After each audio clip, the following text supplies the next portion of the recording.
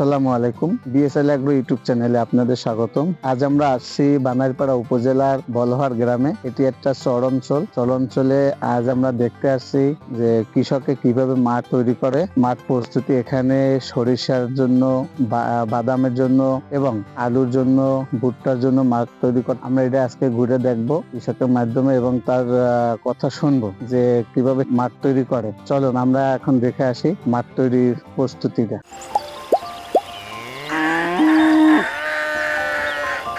আসসালামু আলাইকুম। ওয়ালাইকুম আসসালাম ওয়া রাহমাতুল্লাহি ওয়া বারাকাতুহু। কেমন আছেন কাকা? ভালো আছেন? হ্যাঁ, প্রথমে আপনার নামটা বলেন। আমার নাম মোহাম্মদ দেলাওয়ার হোসেন। দেলাওয়ার হোসেন। জি জি, আপনি তো জমিতে কাজ জি করতেছেন। ইনশাআল্লাহ। এখানে জমির প্রস্তুতিটা কেমন, কিভাবে করেন? এখানে ওই জমিতে প্রথম তো ওই জঙ্গল ছিল, বুঝছেন? ওই জি। জঙ্গলটা পরিষ্কার করে জি। আমরা জমিতে একখান চাষ দেই। চাষ জি। দেওয়ার পরে এরপর আমরা ওই গোবর ফাঁস, আপনার ওই যে লিটার এগুলা দিয়া, পরে ওই ড্যাপ সার আছে না, ওই যেগুলো মানে ফসফেট বলে, তারপর ওই জিপ সার, এগুলো দিয়ে আমরা চাষ দিয়ে জমির এক সপ্তাহ রাখিয়ে দিই। এক সপ্তাহ রাখিয়ে দেন। রাখার পরে আবার দুখান চাষ দিয়ে জমিটা ফালাই সাজাইয়া, পরে আমরা লাইন টেনে ওই দড়ি বেঁধে পরে আমরা ভুট্টা লাগাই, কতকে আবার ওই শস্য লাগাই, মানে বিভিন্ন যে পদ্ধতি আমরা ফসল করি। এখানে তো এটা তো চরাঞ্চল। হ্যাঁ চরাঞ্চল। বালি এবং পলিমারের জি দুইটা মিক্সচার আছে। তাই আপনি তো এতে তো বিভিন্ন ফসল খুব ভালোই হয়। আলু লাগাইলে আলু হয়, তারপর আপনার ওই ফুট লাগায়, তরমুজ লাগায়, মানে বিভিন্ন প্রকারের ফসলের জায়গা করে ইনশাআল্লাহ। আপনি কি করছেন? আমি ধরেন ভুট্টা লাগাই, আলু লাগাই, তাছাড়া ওই সরিষা লাগাই। সরিষা লাগান? হ্যাঁ, সারের মাধ্যমে আমরা সারের জমি, সারের মাধ্যমে আমরা কাজ করি। সারের মাধ্যমে কাজ করেন? হ্যাঁ জি। এই ভুট্টা লাগানোর সিস্টেমটা একটু বলেন তো, ভুট্টা কেমন কি লাগান? ভুট্টা ধরেন ওই জমিটা প্রথম চাষ দিই, একখান চাষ দিয়া পরে আমরা ওই গোবর ফাঁস, ওই বিভিন্ন কীটনাশকের ওই ওষুধ ব্যবহার করার পরে আমরা ওই লাইন টেনে দড়ি বেঁধে লাইন টেনে পরে আমরা আবার ওই একটা কোদালের মতন আছে, ওটা দিয়ে টানিয়া মানে ঠালা করিয়া দুটো ভুট্টা থুই, দুটো সাজাই সারি থেকে, মানে ওই যে দুটো লাইন টেনছেন। হ্যাঁ, ওই দুটো লাইনের দূরত্ব ধরেন 1 থেকে 1.5 থুই। 1.5। আর এই ভুট্টার বীজ থেকে বীজটা 1 বিঘাতে একটু বড় দেন। 1 বিঘাতে বড় দেন? হ্যাঁ, মানে 1 বিঘাতে মাথায় দুটো করে ভুট্টা থাকে। আচ্ছা ঠিক আছে। এমনি পোকামাকড় এখানে কেমন? পোকামাকড় তো আছেই, পোকামাকড় যখন দেখি আমরা তখন তো ওই কীটনাশক ব্যবহার করি। করেন?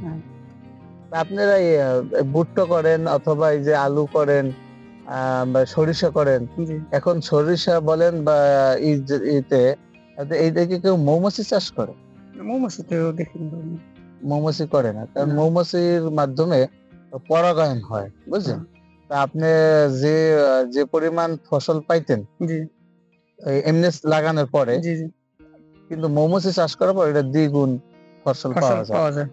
ওইটার কারণে ওই মৌমাছির মাধ্যমে পরাগায়ন হয় খুব বেশি। তো তা আপনি একসাথে আপনি ফসলের মৌমাছি চাষ করলে আপনার 3টা লাভ হয়। 3টা লাভ কি রকমের? প্রথমত লাভ হয়েছে যে ফল দ্বিগুণ পান।